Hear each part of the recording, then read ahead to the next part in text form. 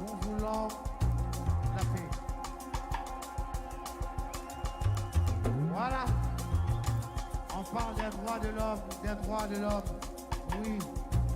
Quand il n'y a pas de paix, il n'y a pas de droits de l'homme. Soyons sérieux. Yeah!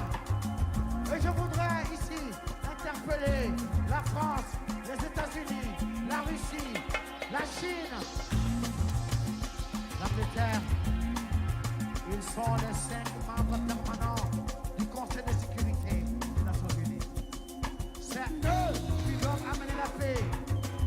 Mais malheureusement, ce sont les 5 qui sont les plus grands marchands d'armes sur la terre. Mon frère Sarkozy, tu dis que l'Afrique n'est pas entrée dans l'histoire. Et je voudrais te donner une chance unique pour entrer dans l'histoire pour l'éternité. L'abolition de la guerre sur la terre. Yeah! Abolir la guerre sur la terre. Merci à tous ceux qui nous regardent. Merci aussi à Alpha Blondie, un très bon morceau qui nous fait revivre. Et je crois que vous avez été beaucoup à regarder l'émission Grand Débat la semaine dernière. Aujourd'hui, nous allons encore vous amener un autre sujet. C'est le même sujet parce que il y a toujours des problèmes sociopolitiques au Burkina Faso. Alors, nous allons parler du Burkina Faso. En deuxième position, nous allons parler de la Côte d'Ivoire. Et nous allons terminer sur Congo-Brazzaville. Tenez-vous bien. Merci encore une fois de plus à Malik Sall qui assure la production de cette émission. Votre collaborateur direct, Serge Niawa, pour l'émission Grand Débat sur Tempo Afrique TV. Merci encore une fois de plus, mes chers invités.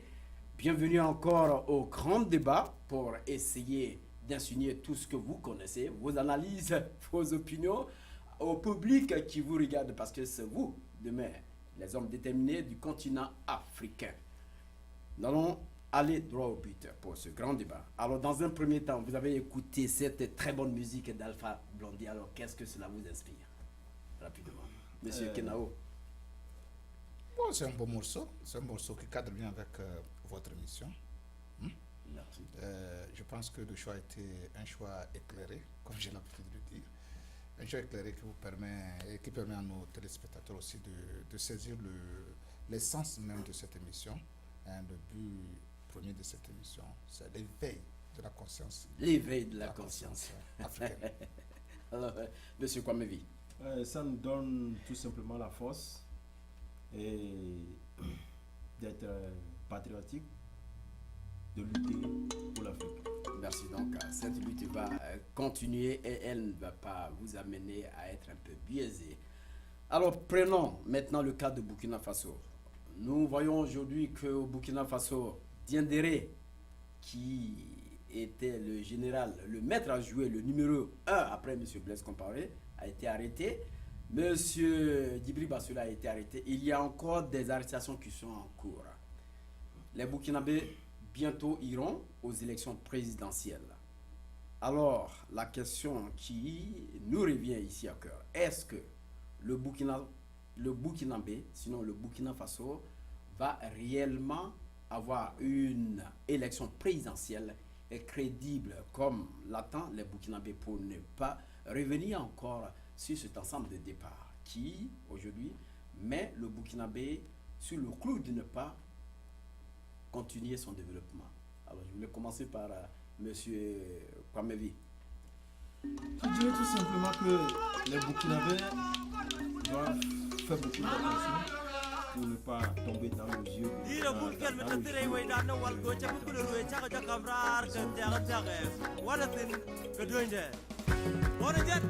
Pour diriger la transition, certains se sont vous le connaissez, à l'instar de monsieur Le plateau où le public aujourd'hui vous regarde. Nous voulons parler sincèrement. Il faudrait qu'on parle sincèrement.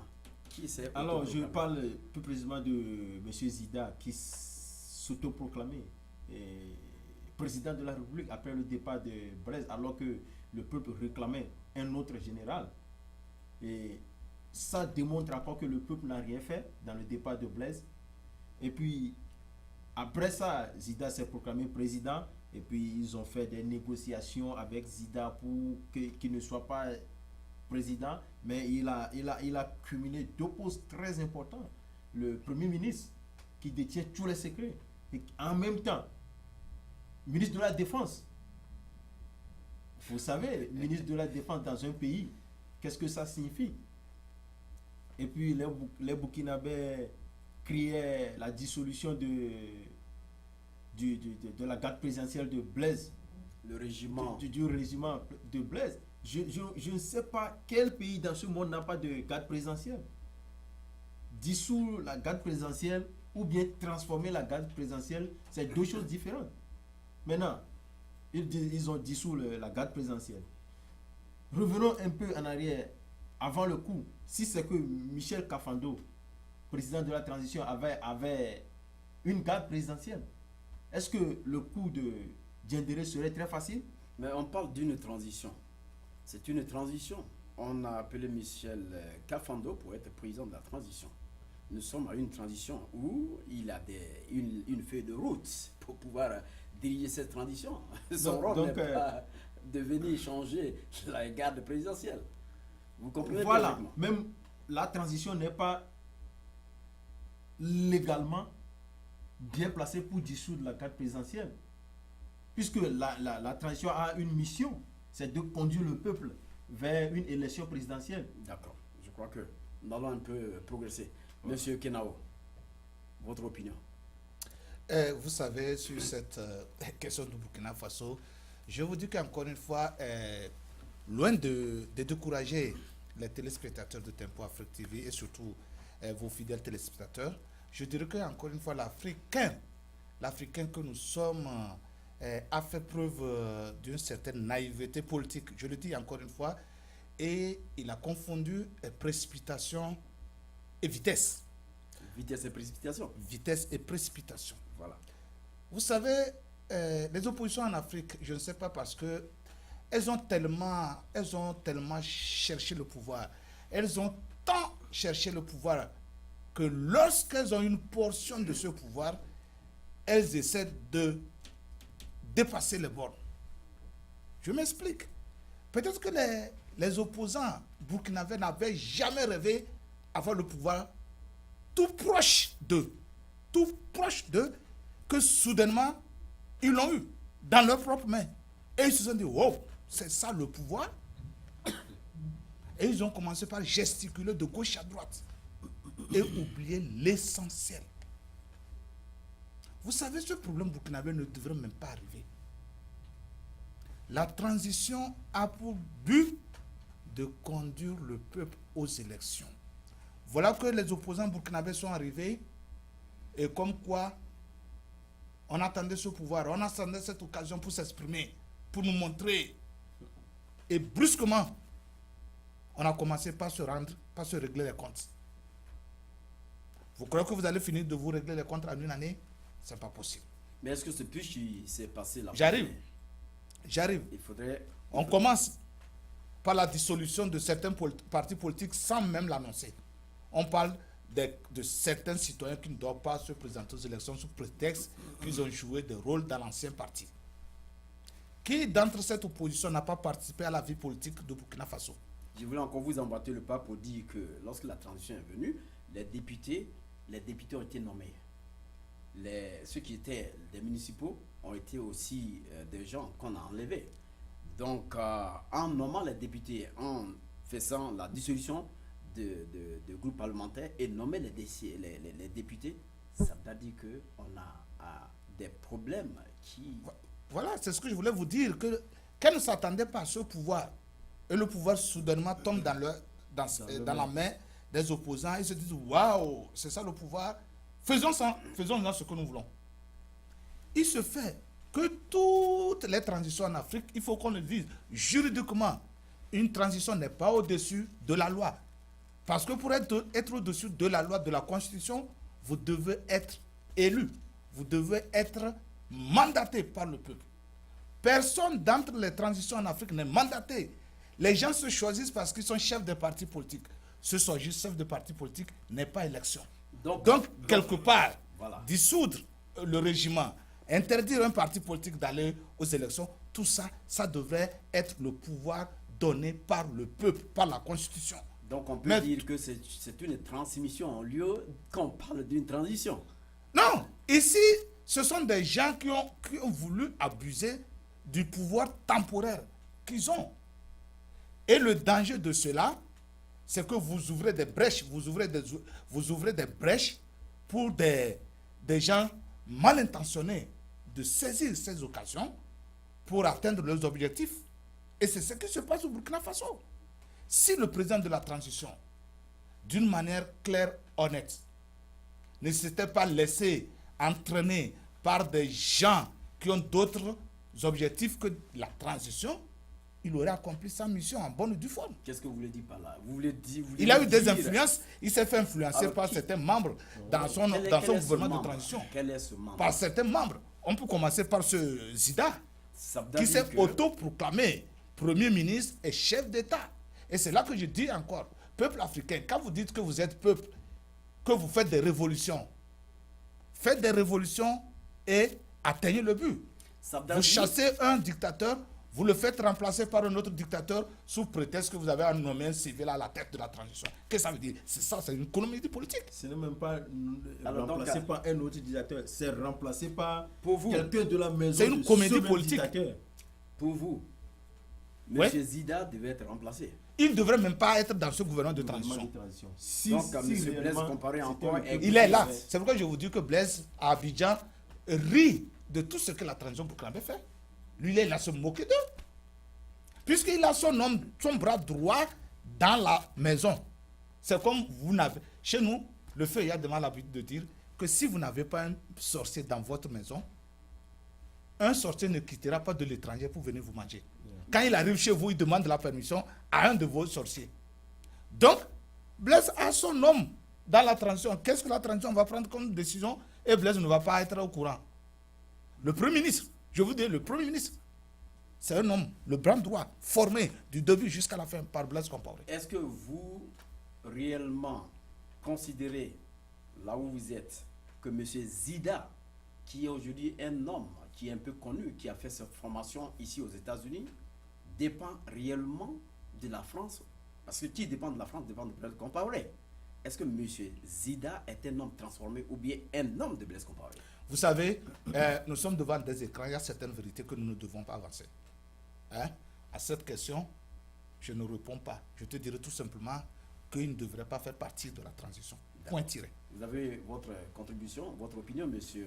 Je dirais que dire que Zida est manipulé de l'extérieur, ça on le sait. Tous les présidents africains, quelqu'un l'a déjà dit sur ce plateau, travaillent pour quelqu'un. Ils sont rémunérés en fonction de ce qu'ils ont fait, c'est-à-dire l'Occident. Donc je ne vois pas comment Zida n'a pas une puissance derrière lui. Et puis je vais ajouter un truc très important. Les Burkinabés sont en train de s'amuser avec le feu. Et quand vous vous amusez avec le feu, vous finirez par être brûlé par ce même feu. Alors parlez-nous un peu de ce feu. C'est-à-dire que je ne les comprends pas. Ce peuple-là nous a montré qu'il était tellement intelligent. Du moins, il avait fait une différence. Il s'était différencié des autres. Mais à l'allure que prennent les choses, c'est comme... on s'est fait bercer berner par cette soi-disant révolution burkinabé. Donc ça veut dire que le pouvoir prochain du Burkina Faso sera encore un pouvoir qui sera retransmis, c'est ce que vous voulez dire? Là encore, je vous dis, si les Burkinabés, et ça je l'ai fait si vous avez la chance de suivre Special Edition que j'ai présenté ce matin, je disais que les Burkinabés doivent cultiver 3 choses. À l'heure actuelle où je parle, ils doivent cultiver l'amour, la tolérance, le pardon. Parce que durant cette période fragile de leur histoire, s'ils ne cultivent pas les 3, amour, tolérance et pardon, les élections même n'auront pas lieu. Quand je dis pardon, vous savez, on a commencé par arrêter les gens de gauche à droite. On vous soupçonne pour un rien, on vous arrête. On vous soupçonne, on vous arrête. Et quand vous commencez par arrêter les gens sur des bases de soupçons, vous savez là où ça amène? Vous devenez plus dictateur que le dictateur chassé. Et là... Et puis pour emboîter le pas à M. Kenao, ce qu'il vient de dire, c'est très important. C'est ce que les Togolais ont raté. Les Togolais avaient commencé la transition par des représailles. Et puis, c'est ça qui a mené, c'est ça qui fait que le Togo est toujours en arrière aujourd'hui sur la démocratie. Si c'est que le Togolais avait cultivé l'amnistie, le pardon, la tolérance, je pense que le pays serait mieux qu'il est aujourd'hui. Donc, au Burkinabé, de suivre un peu l'histoire des voisins. Si on voit, par exemple, le Bénin, les Béninois ne sont pas soulevés, on va tuer tous les gens du village de Kérékou. On va faire ceci au Kérékou. Ils ont réussi à leur manière. Ils ont attaqué le système socialiste de Kérékou. C'est tout. D'accord. Mais ils n'ont pas pointé qui, on va traduire en justice, on va faire ceci, les enfants de Kérékou. Kérékou vit paisiblement aujourd'hui au Bénin. Il revenait un peu au Burkina Faso. Non, mais ce qu'il a dit, c'est vraiment important. C'est ce que les Burkinabés doivent faire très attention. Très attention. Sinon, s'ils ratent ça, le pays va devenir comme le Togo d'aujourd'hui. C'est que l'opposition, c'est que les gens sont... Dans 25 ans, le pays sera comme le Togo d'aujourd'hui. Le Togo d'avant était prospère. Mais aujourd'hui, on voit le Togo, on dirait un bidonville, tout le pays. Mais vous savez, je vais vous dire une chose, monsieur Serge. Ne pensez pas que ce que nous disons ici, c'est de l'amusement. Nous avons réfléchi, nous avons fait des recherches, on n'a pas dormi. On a pensé sérieusement sur ce sujet du Burkina Faso, sur cette situation du Burkina Faso. Personnellement, je l'ai comparé politiquement, sociologiquement à beaucoup de pays africains. Ils n'ont qu'à faire extrêmement attention. C'était comme voulant tout effacer brusquement de Blaise Compaoré, ils n'auront absolument rien.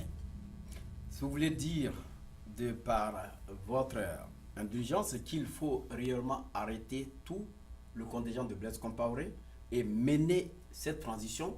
Voilà. C'est-à-dire que pour le moment, Blaise n'est pas là. Blaise a eu 27 ans d'existence. Ça n'a pas empêché aux Burkinabés de se lever et d'aller faire leurs activités. Blaise n'est pas là.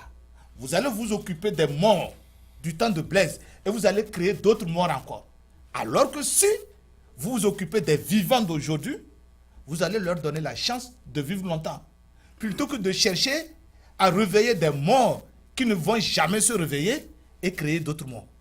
Vous comprenez ce que je dis? On va en voilà, parce que si vraiment les Burkinabés ne font pas attention, ils sont à la croisée des chemins. Et puis, je l'ai toujours dit sur ce plateau. Emboîtons le pas à ceux qui ont utilisé des méthodes et ont réussi. Si on veut aller toujours par la violence, on aura toujours des échecs. Je l'avais déjà dit, j'avais déjà cité des personnes comme Mandela. Mandela n'avait pas prôné la violence. Mandela n'avait pas prôné des représailles. Mandela avait prôné le pardon, l'amour. Aux États-Unis ici, Martin Luther King, il n'avait pas prôné la violence. Il a prôné le pardon, l'amour. Il a réussi. Donc, pourquoi ne pas emboîter le pas à ceux qui ont réussi au lieu de chercher à faire des représailles contre les frères qui sont aussi des frères du pays. Si les Burkinabés savaient que le peuple avait sanctionné Blaise Compaoré et le parti de Blaise Compaoré, laissez le peuple montrer ça aux élections. Pourquoi ne pas laisser les candidats de Blaise? Le peuple va les sanctionner. Ils auront 0,00 quelque chose pour ça. En ce moment-là, ils sauront que le peuple nous a sanctionnés. Si la transition les sanctionne maintenant, ils auront encore leur mot à dire. Si le peuple les sanctionne, ils iront réfléchir et revenir avec des idées mûres pour construire le pays. Donc, ça crée encore beaucoup plus de bouleversements au niveau même du Burkina Faso. En Côte d'Ivoire, le président, M.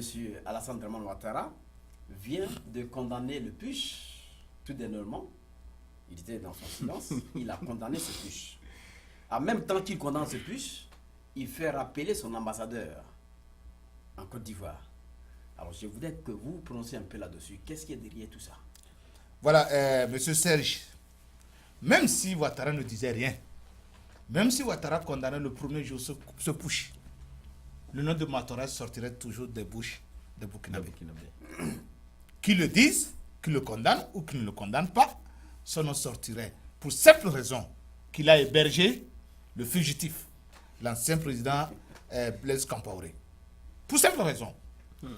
Et maintenant, c'est là encore une fois que je vous dis que politiquement, il y a une certaine maladresse, une certaine non-maturité de cette transition burkinabé. Vous imaginez qu'un président de la transition, on dit un président de la transition va aller devant les Nations Unies, sans preuve sous les mains, condamner Blaise Compaoré d'avoir été derrière ce push, sous simple raison que Djendjéré était son homme droit.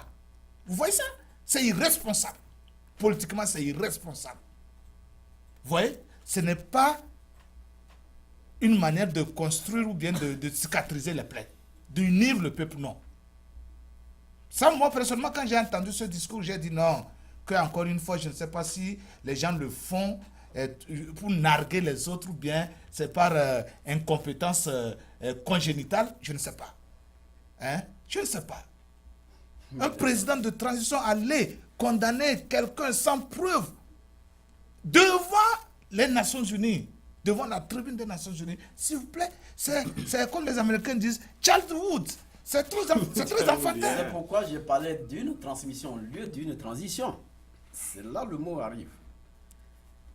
Blaise Compaoré étant en Côte d'Ivoire, M. Kafando, après ce push, est allé à la tribune de l'ONU pour dire ce qu'il pensait. Est-ce que vous ne voyez pas que ce pouvoir encore du Burkina Faso qui va être pris demain n'aura pas les mains libres de conduire ce peuple à bon port? Une chose est certaine, politiquement, tant que les gens vont chercher à toucher à la vie de Blaise Compaoré en Côte d'Ivoire, le régime qui va s'installer au Burkina Faso ne serait pas libre. D'accord. Monsieur Revenons d'abord au moment du putsch. J'arrive. Ok. Blaise Compaoré, au moment qu'il a fait ce coup d'État, il a exterminé tout le personnel, tous les ministres, y compris Thomas Sankara. Il les a tous tués. Il a pris le pouvoir. Combien d'années il a passé au pouvoir? Plus de 27 ans. Il n'a pas été inquiété. Aujourd'hui, voilà un coup d'État qu'on appelle coup d'État. Et Blaise Compaoré a été exfiltré depuis le Burkina Faso jusqu'au où? En Côte d'Ivoire. On parle de coup d'État. Est-ce que le Burkina est libre réellement d'avoir cette paix et de tourner la page de Blaise Compaoré? C'est ce que je disais. Si les Burkinabés voulaient avoir cette paix, ils doivent cesser de faire des représailles, de faire des exclusions. Ils doivent prôner la paix, le pardon, l'amnistie. Et maintenant, revenons à la première question, que la Côte d'Ivoire n'avait pas condamné le putsch. Ça, au moment du coup même, Blaise était au Maroc. Et c'est le Maroc qui était le premier pays qui avait condamné le coup. Même la Côte d'Ivoire a sa main derrière le coup. On connaît le passé récent de la Côte d'Ivoire avec Blaise. Il était plutôt au Congo-Brazzaville, chez Sassou Nguesso. Ah bon. Voilà, je vous rectifie. Allez-y. Ok. Même si la Côte d'Ivoire était derrière ce coup, sorti sur les médias, dit que nous condamnons rigoureusement ce coup, ne dit rien aux poutistes. Oui, mais il a fait, monsieur. Même c'était jusqu'au dernier moment et dire que condamner le coup et rappeler son ambassadeur. Sur quel motif la Côte d'Ivoire rappelle l'ambassadeur qui ne veut plus collaborer avec la transition ou bien le coup n'a pas réussi? C'est là le bas blesse. Donc, c'est à vous maintenant de donner vos opinions parce que quand on voit cela, on a encore beaucoup de choses à penser. Donc, ce que moi je dis, si la Côte d'Ivoire pose des actes comme ça, tout le monde dira que Blaise a ses mains derrière le coup.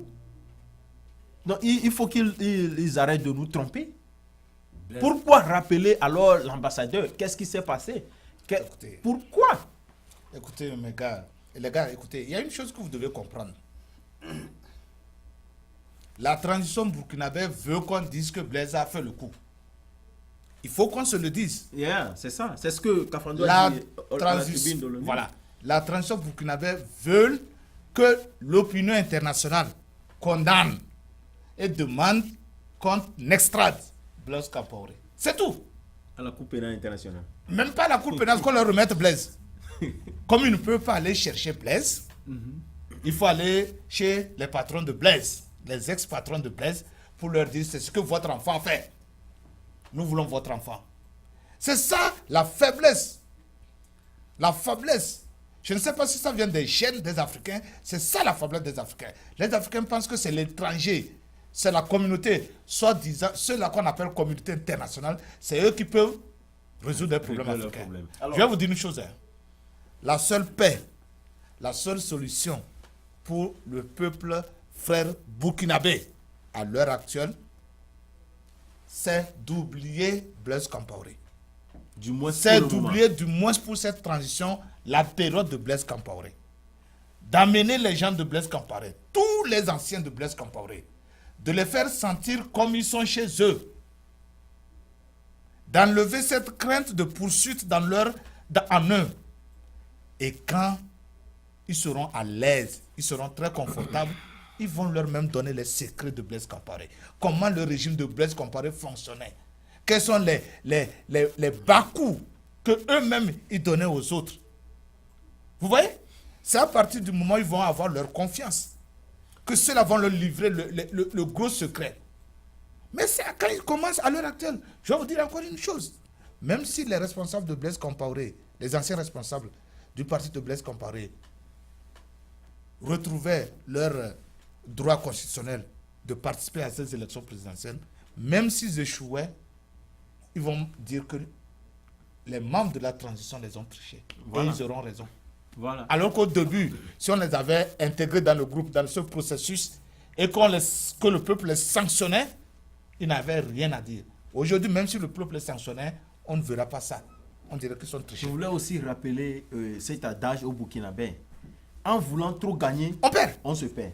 Ils ont déjà la transition de conduire le pays à bon port, d'amener, de donner le pays un nouveau président. S'ils veulent gagner trop, plus que ça, ils vont tout perdu.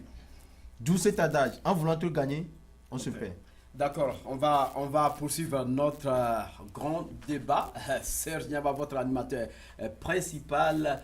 Je voudrais quand même vous dire que vous êtes nombreux à regarder cette émission. Nous allons procéder à la dernière question pour le Burkina Faso avant d'aller prendre une pause musicale.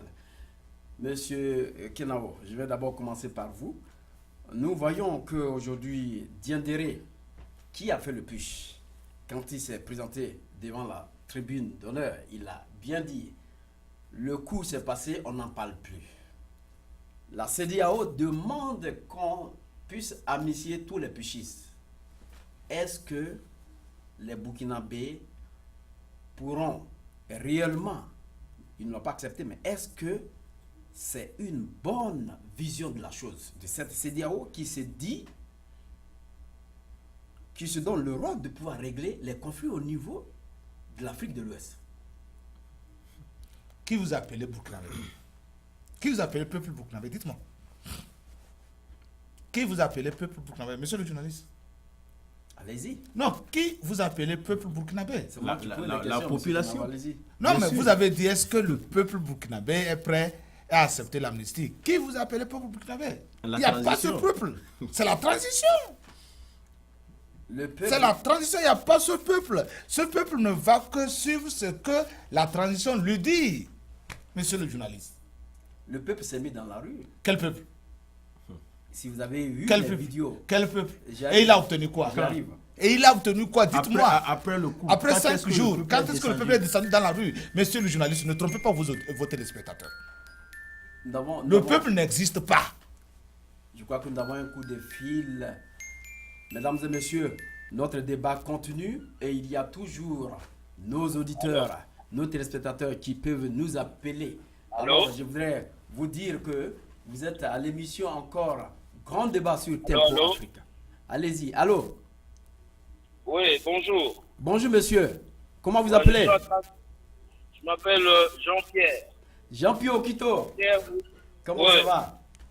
Ça va? Alors, vous voulez participer à l'émission? Ouais, D'accord, allez-y, parce que nous sommes sur le cas de Burkina Faso. exactement. En fait, je pense que la vraie question du Burkina Faso serait celle-ci. Il est vrai que dans la logique des choses, M. Kafando et son gouvernement ne devraient pas faire ce que vous le reprochez, comme par exemple son discours vraiment inexpérimenté, je m'excuse le terme encore, pour accuser un général d'expérience, un grand général, sans preuve et sans ménager même ses mots. Bon, en fait, je pense que la logique est que, et le bon sens nous dit que, en fait, c'est vrai que ce gouvernement devrait conduire cette transition d'une manière avec le bon sens, sans représailles, sans se faire justice. Mais il faut se demander, je pense, pourquoi est-ce qu'il n'applique pas le bon sens? Qu'est-ce qui pousse Michel Kafando à tenir ce genre de discours alors que c'est vraiment hors du bon sens? Je crois que c'est ça la vraie question qu'il faudrait que l'on se pose. Il y a sûrement une main noire quelque part. C'est pas possible que après ce putsch dont le général Dendéré a expliqué les raisons, et Michel Kafando reprend le même discours d'accusation et avec détermination, on dirait, si vous suivez le discours. J'ai l'impression comme si Michel Kafando ne va pas amener ce pays à la transition. Au contraire, je pense qu'il est en train de préparer son propre pouvoir légal. C'est ça la vraie question qu'il faudrait se poser. Pourquoi n'applique-t-il pas le bon sens? Pourquoi un homme intègre, intelligent, se retrouve au pouvoir et agit comme s'il avait fait 10 ans au pouvoir? Il doit sûrement avoir certaines influences ou des commanditaires. Je pense que c'est ça là qu'on devrait réfléchir pour ce problème de Burkina. Voilà. Alors, donc, si vous étiez à la place de Michel Kafando étant à la tribune d'honneur de l'ONU, quelle serait votre appréciation vis-à-vis de ce qui s'est passé au Burkina Faso? Jean-Pierre? Oui? Est-ce que vous m'avez attendu? Pas très bien. Allez-y.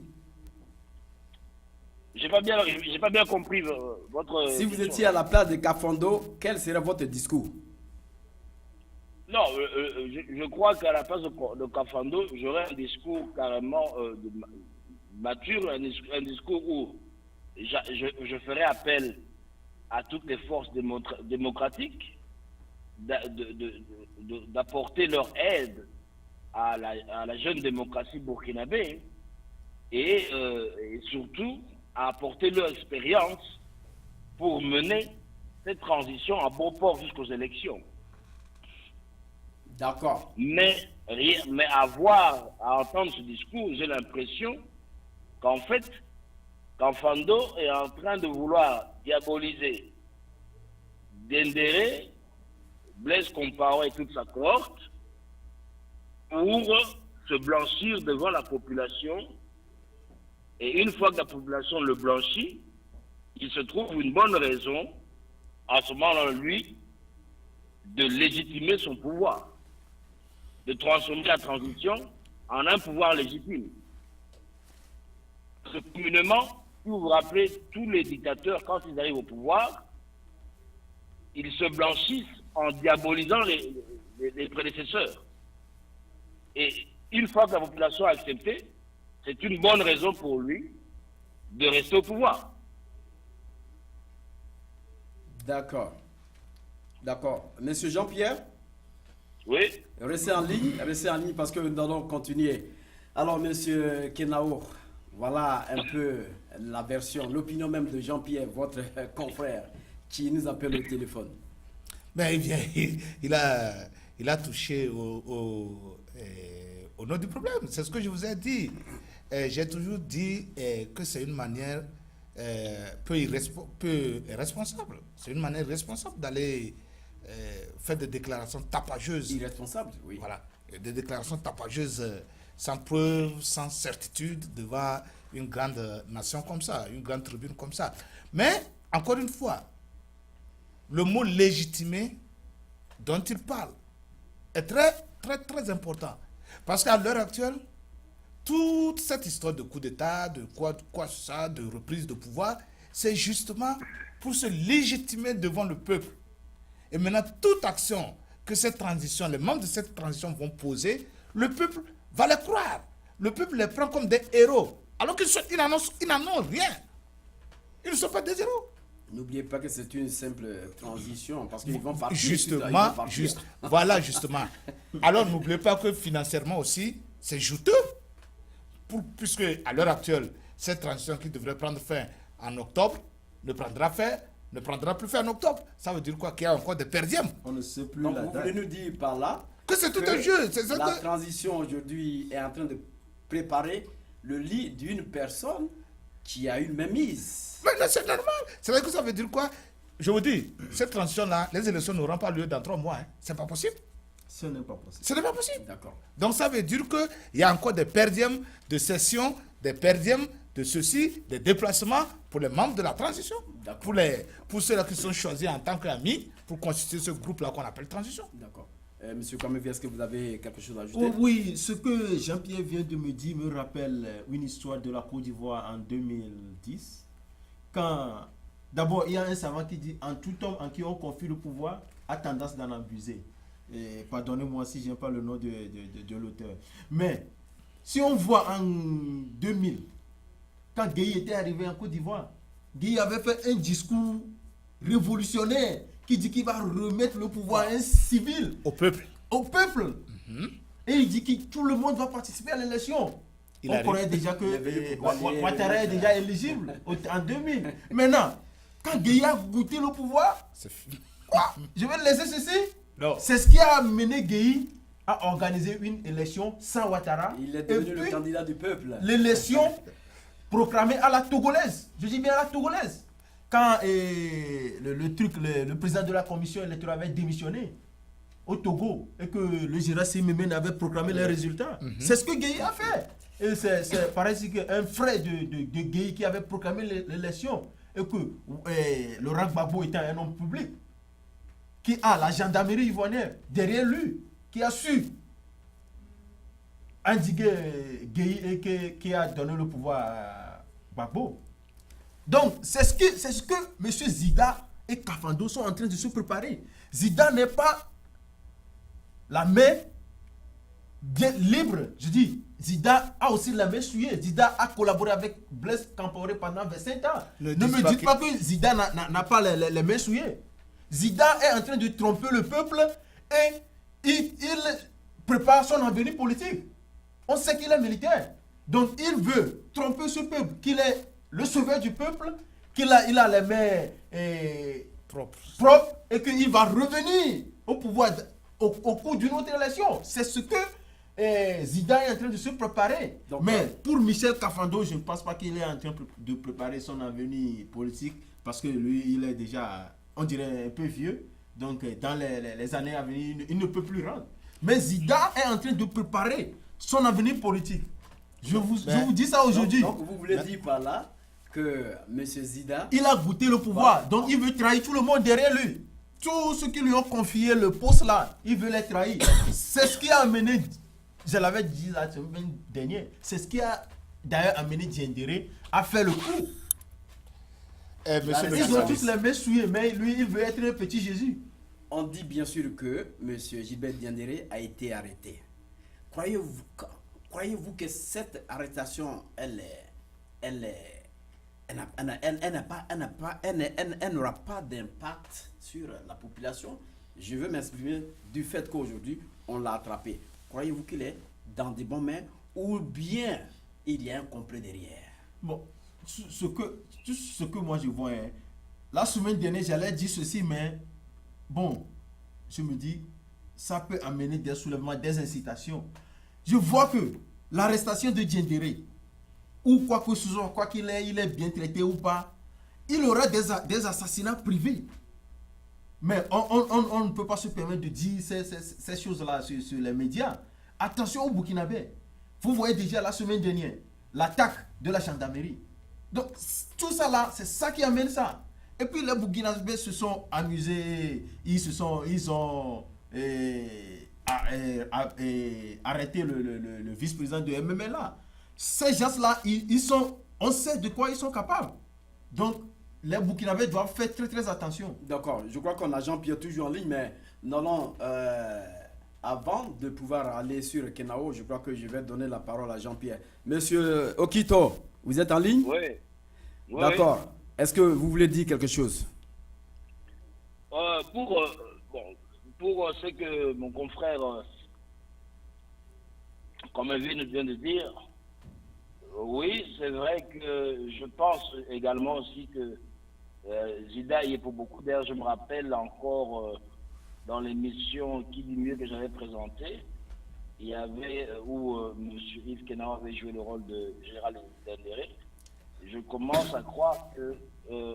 Yves Kenao pourrait être un prestidigitateur, c'est-à-dire quelqu'un qui prévoit, et il joue très bien ce rôle parce que il a, dans cette émission, le général Diendéré, le rôle qu'il avait joué, avait prédit qu'il y aurait une mutinerie.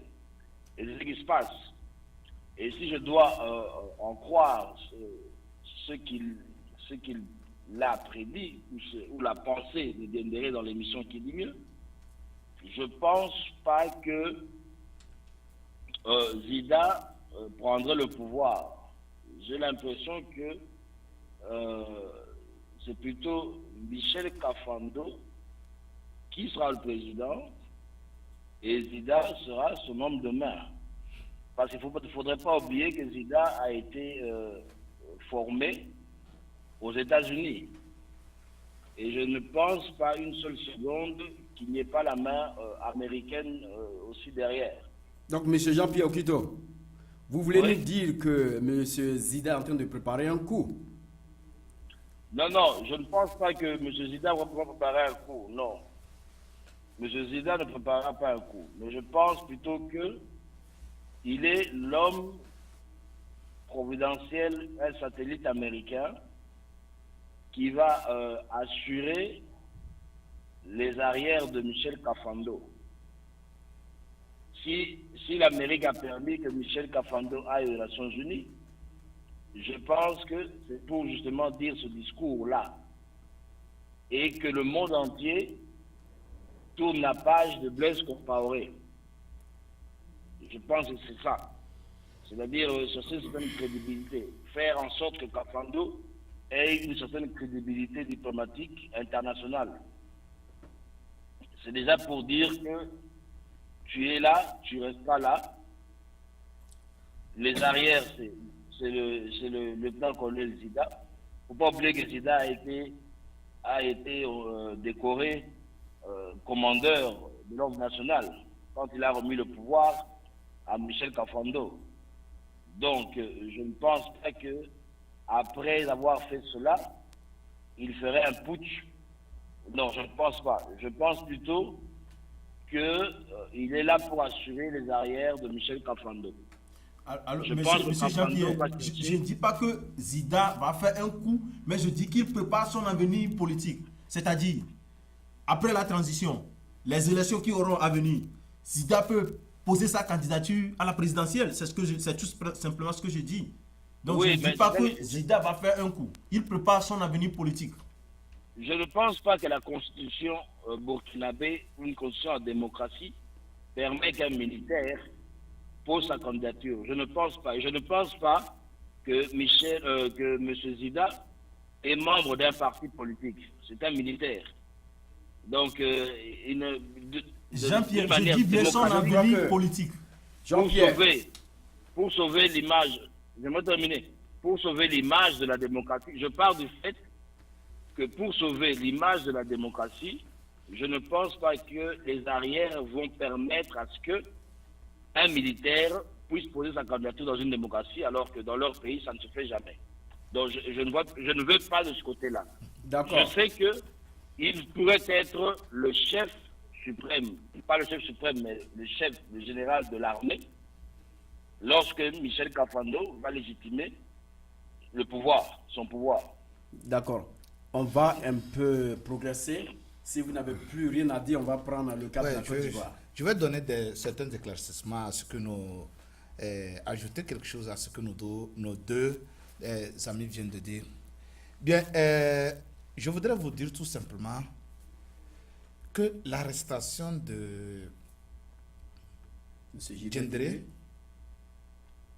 placez-vous dans le contexte africain, s'il vous plaît, et vous comprendrez tout. Je vais vous placer dans le contexte purement africain. Dans quel pays de l'Afrique moderne que vous connaissez, un général a fait un coup et on dit que le coup a échoué? Un général qui a fait un coup, ce n'est pas qu'il a arrêté, qu'il n'a pas arrêté les responsables. Il a la main mise sur tous les responsables, les premiers responsables.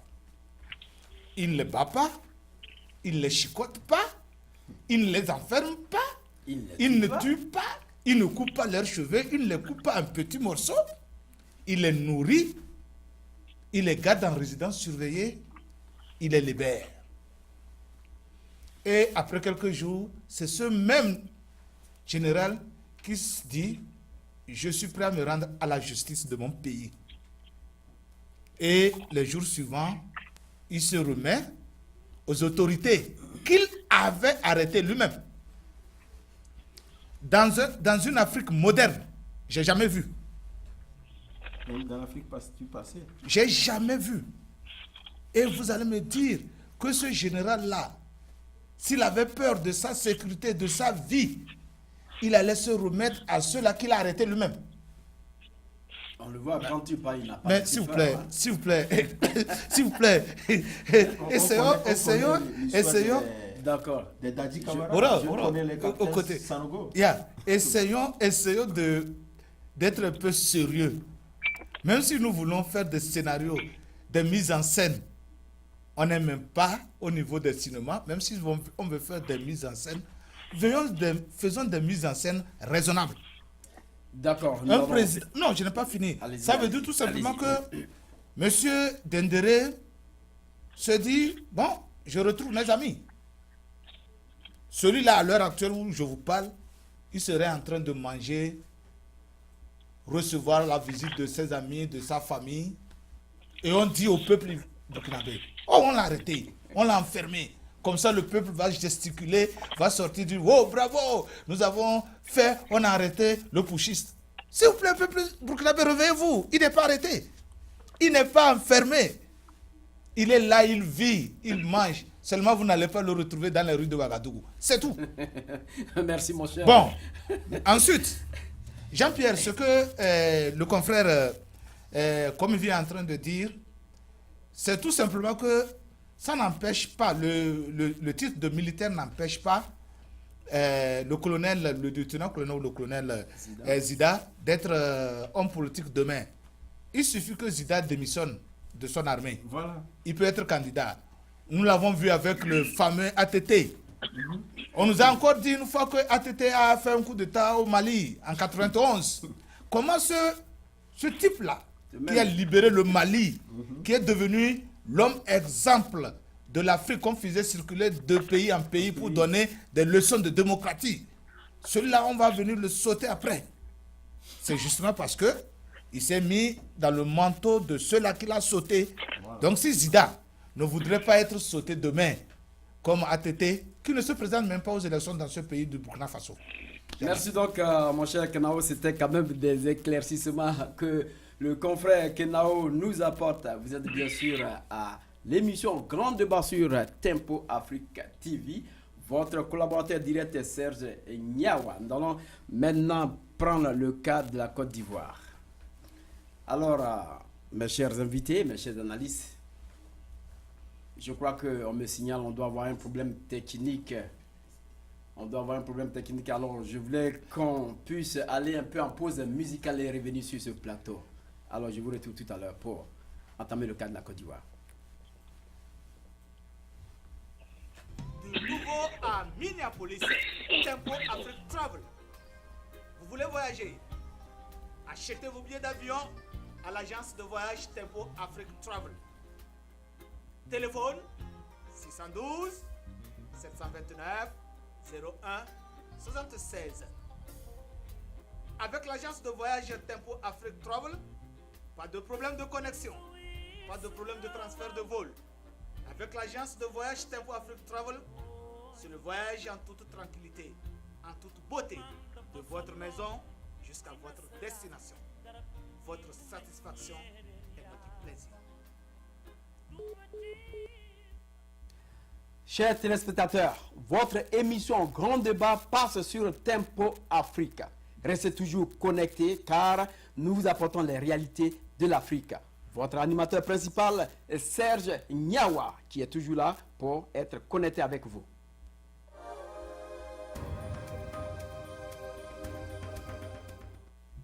Vous voulez des informations sportives, vous voulez des informations économiques, vous voulez des informations en politique, en santé, en culture.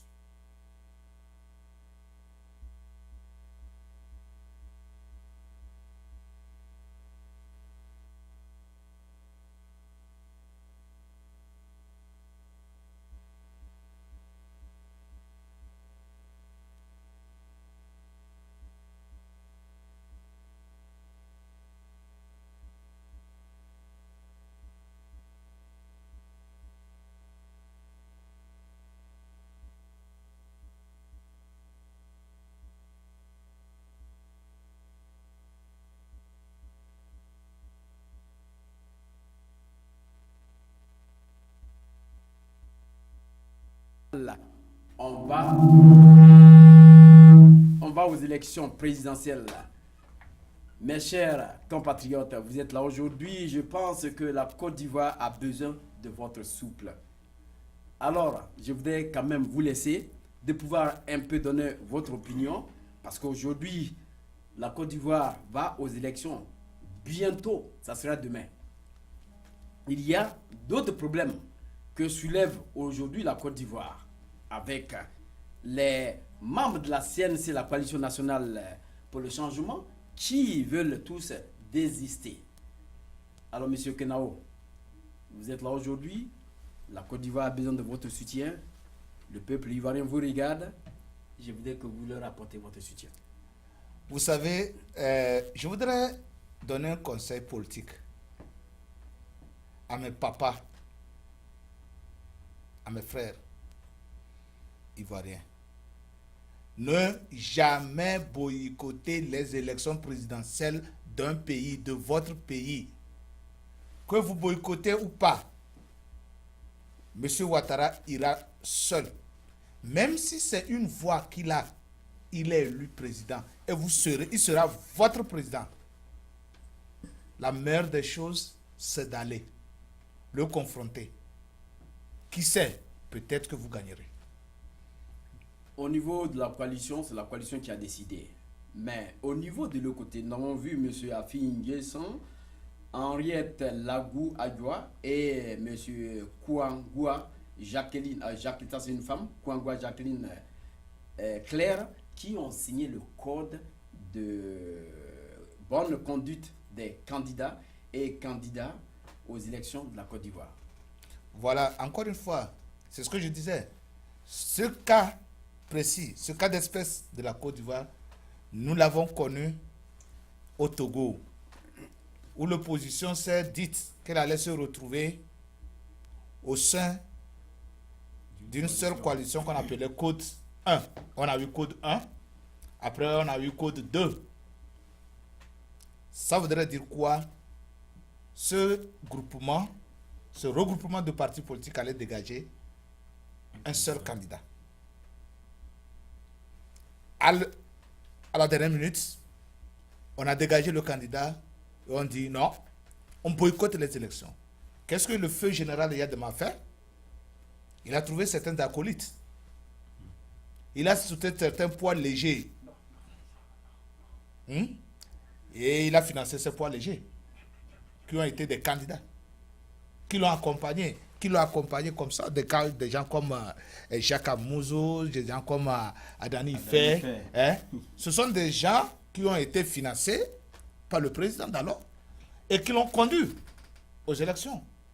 Ça n'a pas empêché Eyadema d'être le président de cette opposition togolaise. Donc, ceux-là que vous venez de citer, les Afi, les Annette, les quoi là, ce sont des poids légers qui vont accompagner M. Ouattara, même si la coalition n'y va pas. Donc, c'est dans l'intérêt de la coalition d'aller. D'accord. Monsieur Kwamevi, avant d'aller sur Jean-Pierre s'il est encore en ligne. Allez, bon, moi, je dirais tout simplement que le débat est ouvert pour l'opposition. Si tu vois que, aujourd'hui, si Afi N'Guessan voit que il ne veut pas légitimer une élection déjà gagnée, il a ses droits de se retirer avec toutes les conséquences qui en suivront. Et puis, on sait que chaque président en exercice en Afrique, surtout, et surtout en la personne de Ouattara, si on sait la manière dont il est arrivé, s'il organise une élection aujourd'hui, si les grands partis de l'opposition veulent boycotter, on sait que il va préparer quelqu'un qui va l'affronter et il sera président de la Côte d'Ivoire. Je viens de vous citer le cas de Henriette Lagou Adjoa. Voilà. Monsieur Afi N'Guessan, sans toutefois oublier Kouangwa, Jacqueline Claire. Donc, si il advenait que Afi N'Guessan et les grands partis de l'opposition ivoirienne boycottent l'élection, il a des petits partis. S'il y a 2 candidats, c'est fini. Donc, le jeu est fait. Je les appelle des poids légers. Monsieur le président Ouattara trouvera des acolytes, voilà, des gens pour l'accompagner. D'accord. Monsieur Jean-Pierre Okito, vous êtes en C'était ligne. toujours comme ça d'ailleurs. Jean-Pierre, je crois que Jean-Pierre Okito est parti. Voilà ce qui est étonnant encore. La coalition nationale aurait dit que les conditions de l'élection ne sont pas réunies. Alors, ils vont tous désister. Mais nous venons d'apprendre que cette même coalition a désigné M. Konan Bani comme leur représentant pour être le seul candidat de cette coalition. Alors, qu'est-ce que vous pensez de cela? Qu'est-ce qui est derrière tout ce qui se trame aujourd'hui? Est-ce que cette coalition n'a pas les mains liées ou bien est-ce qu'elle est réellement directe avec le peuple ivoirien? Monsieur le journaliste, je connais votre background. Vous devez comprendre une chose. Je connais bien votre background. Je sais que vous comprenez ce qui se passe en Côte d'Ivoire. Mais ce que vous n'arrivez pas à comprendre, que cela arrive à ceux-là même que vous voyez à la tête de l'opposition. C'est ça votre problème.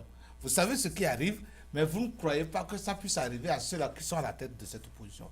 Monsieur le journaliste, je vais vous dire quelque chose haut et clair. Ce même président Ouattara est en train de financer cette même coalition que le peuple ivoirien ne connaît pas, ne sait pas. La même coalition. Je vous dis, mais parce que vous êtes devant. Je suis devant le micro et je vous dis, mes preuves sont là. Vous venez de dire que la coalition a choisi quelqu'un pour représenter cette coalition. Au même moment, cette coalition vous dit qu'elle suspend sa campagne. Pourquoi elle a fait alors le choix? Pourquoi elle a retenu quelqu'un pour affronter comme candidat, pour affronter le président? Vous savez ce qui se passe? C'est qu'au même moment, ils sont financés au sein de cette coalition. Et qu'à la fin, il n'y aura jamais une candidature unique de la coalition. Jamais. La coalition va dire que nous n'allons pas aux élections. Mais quelqu'un va sortir de la coalition pour dire, moi j'y vais. Est-ce qu'on peut dire que c'est une élection où on va maintenant pour enfoncer le clou? Le problème qui se pose, c'est aux politiciens africains de savoir s'ils sont affamés, s'ils sont à la conquête du bien matériel, ou soit où ils ont des idéaux. Il y a eu un chèque, avant de passer à vous, M. Kwamevi, il y a eu M. Ouattara qui a donné 100 millions à chaque candidat. Au moment où les élections vont se passer dans quelques jours. On avait soulevé ce problème depuis la semaine dernière à travers notre grand débat. cette même coalition, M. Ouattara arrive parce que la constitution ivoirienne dit que tous ceux qui sont candidats au présidentiel doivent être financés à raison de 800 millions de francs CFA. Mais à quelques jours, M. Ouattara arrive et il finance 100 millions à chaque candidat. Quand nous prenons M. Konabani, M. Konabani n'a pas de parti politique, n'a pas de parti. Il est PDCI. M. Kakabe, il est PDCI. M. Sisambara, il est PDCI. Ce n'est que M. Akoun Laurent qui est dans cette coalition, qui est du Front populaire ivoirien. Alors, en voyant tout ceci, à quel jeu joue donc la CNC? Monsieur le Président. Et j'ai oublié, on devait avoir M. Mamadou Koulibaly. Voilà. Je crois qu'il y a quelqu'un qui appelle, on va le prendre dans un premier temps avant de vous prendre M. Jean-Pierre. Allô? Allô? Oui, allô? Oui. À qui ai-je l'honneur? Jean-Pierre. Monsieur Jean-Pierre, vous revenez encore, vous avez perdu tout à l'heure. Alors, nous sommes sur le cas de la Côte d'Ivoire. Est-ce que vous nous avez suivi? Oui, j'ai suivi. Il y a une première phrase que M. Yves Koné a donnée comme conseil que je ne partage pas. D'accord, donc allez-y rapidement. Oui, donc disons, vous savez, cette phrase-là, je l'ai entendue il y a 20 ans, lorsque on conseille l'opposition à aller aux élections, même lorsque les méthodes et les processus ne sont pas réunis ou catholiques. Moi, j'ai toujours prôné que le conseil que je donnerai toujours aux Ivoiriens, c'est de boycotter les élections. Mais ça ne veut pas dire que lorsque vous boycottez les élections, ça ne veut pas dire boycotter et rester à la maison. Non. Vous boycottez pour dire non à la personne lorsque elle n'a pas bien établi le processus. Donc quand on dit non au pouvoir d'avoir mal organisé, on lui dit de partir. On lui dit non, nous ne voulons pas les élections et nous ne vous voulons pas du tout. C'est ça le conseil que je donnerai. Mais monsieur Jean-Pierre, ce n'est pas faisable. Sinon, c'est devenu la même panacée pour tous les dictateurs qui veulent rester, c'est-à-dire c'est ce qui se passe au Burundi. Le type est resté, il est là. Monsieur Jean-Pierre. Et qu'est-ce que fait l'opposition? L'opposition maintenant est restée assis à la maison. Mais il ne faut pas boycotter et rester à la maison, non. Il faut boycotter et continuer la pression. C'est ça que moi, c'est le conseil que je donnerai aux Ivoiriens. Tout ce qui se passe maintenant en Côte d'Ivoire, ce sont des faits que je crois, si ce n'est pas dans votre émission, M. Serre Niawa, ce doit être sûrement dans l'émission Qui dit mieux, où je m'appelle, c'est encore M. Yves Kenao qui avait joué le rôle de Draman Ouattara. Et dans ce rôle-là, il était dans la pensée de Ouattara en disant ceci, que tout est déjà acquis. Mais si les Ivoiriens avaient suivi cette émission, ils se seraient dit, ah bon, c'est comme ça que Ouattara pense que tout est acquis, bon, on va nous montrer que rien n'est acquis pour lui. Je crois que les Ivoiriens vont tous suivre cette émission. L'émission est déjà sur les Ivoiriens prennent possession de leur pays. Mais s'ils ne le font pas, si l'opposition ne consentisse pas le peuple ivoirien, eh bien, il n'y aura rien et ça ne servira à rien d'aller aux élections parce que de toute façon, M. Draman Ouattara est en très bonne position de prendre le pouvoir ce mois d'octobre.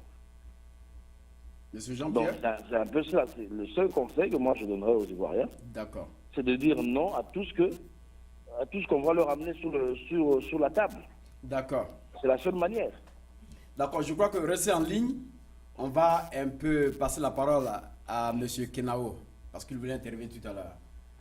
Voilà, c'est bien, c'est ce que nous avions dit quand nous on conseillait nos amis de politiciens au Togo.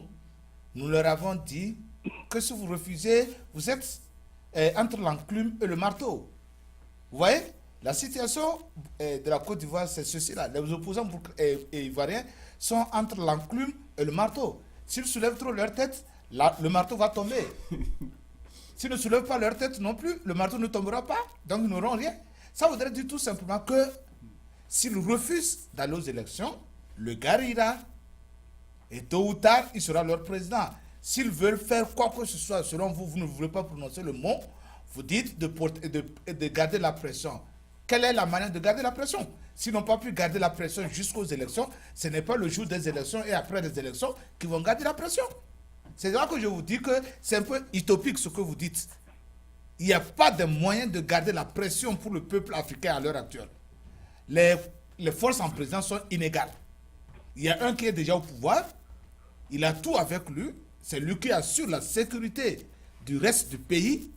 Il ne va pas admettre qu'il y ait du désordre, qu'il y ait des débordements. Alors, le peuple ne peut que se résigner et rester à la maison pour boycotter. Et il ira. Donc, c'est la seule façon de boycotter. Vous restez à la maison. Si vous sortez, on vous mate. D'accord. On va passer Oui. à M. Kwamebi rapidement. Je donne toujours l'exemple du Togo.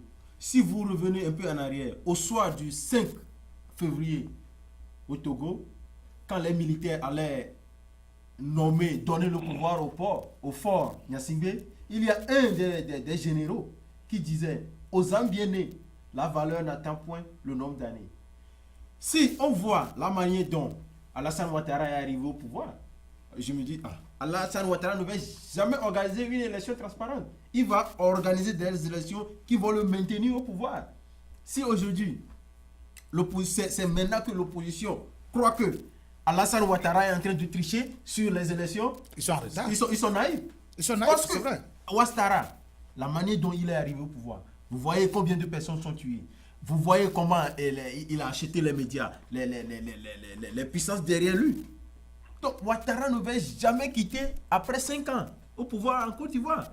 Ouattara va rester au pouvoir les 5 prochaines années. Aussi Reste à longtemps que savoir, possible. Est-ce que, après les 5 années suivantes, est-ce qu'il va quitter?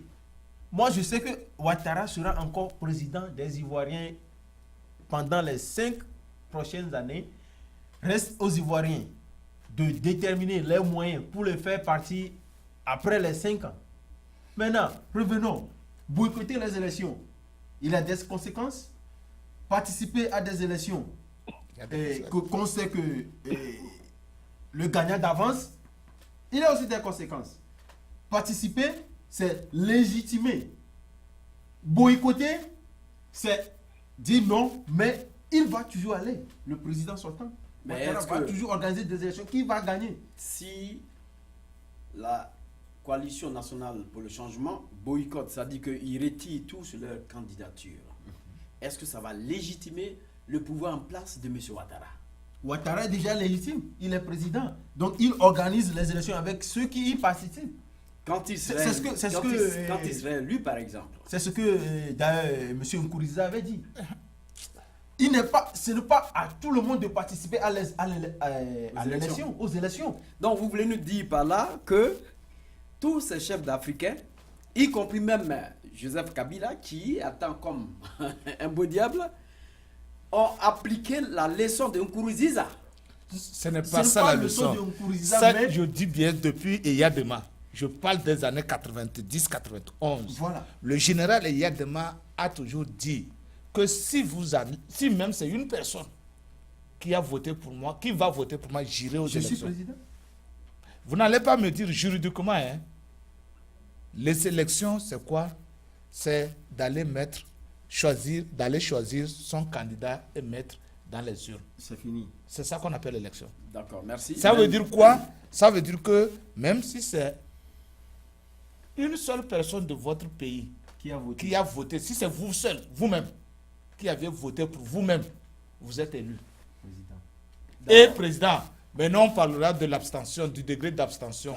Ça, c'est un autre problème. C'est un autre problème. Et ça, les degrés d'abstention n'empêchent pas la validité des élections. C'est ce que d'ailleurs, je disais que Nkouriza a dit. Ce n'est pas tout le monde, au Burundi, ce n'est pas tout le monde qui vote. Non, qui vont voter pour Ils lui. vont voter. C'est-à-dire, tu as la capacité, tu peux voter, mais plusieurs personnes ne vont pas. Je ne vais pas voter. Ça ne veut pas dire que Il n'y a pas président élection. n'est pas élu. Il n'est pas élu. Alors, C'est ça l'erreur des Africains. Même Alors, si moi, vous êtes aujourd'hui. à là. mon humble avis, je conseillerais Aux Ivoiriens d'aller. non, de ne pas aller. Parce que même s'ils vont, Ouattara va gagner et il serait plus légitime. Alors, qu'est-ce que vous voulez, qu'est-ce que vous donnez comme conseil aux Ivoiriens? Pour moi, ça n'engage que moi. Ne pas aller. Laissez-lui aller aux élections avec ses petits partis. Même si vous allez, vous n'allez jamais. Même Amara ici le sait. Il ne va jamais gagner l'élection. Écoutez. Ouattara ne va. Même si. Écoutez. Soyez sérieux.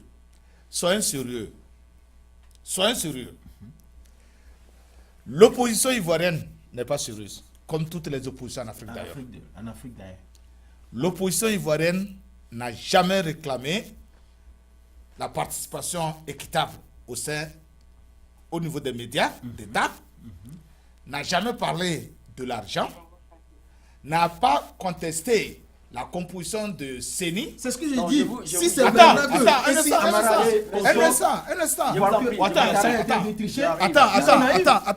un instant. Je voulais un peu corriger ce que vous êtes en Non, train un de instant, dire. laissez-moi, j'arrive. Ils ne l'ont pas fait. La commission électorale nationale indépendante a été formée. Ils n'ont rien dit. Elle a commencé par travailler au beau milieu. On trouve qu'elle n'est pas équitable. Où est-ce qu'on était quand on l'a composée? Monsieur C'est ce que Kenao, je disais. Monsieur Si c'est Kenao, maintenant qu'ils ont compris. Monsieur que Kenao, vous n'allez pas Ouattara vient de avancer. tricher. Vous Non, savez, non. l'opposition qui est actuellement là, Ouais. c'est opposé du côté des médias parce que Quand?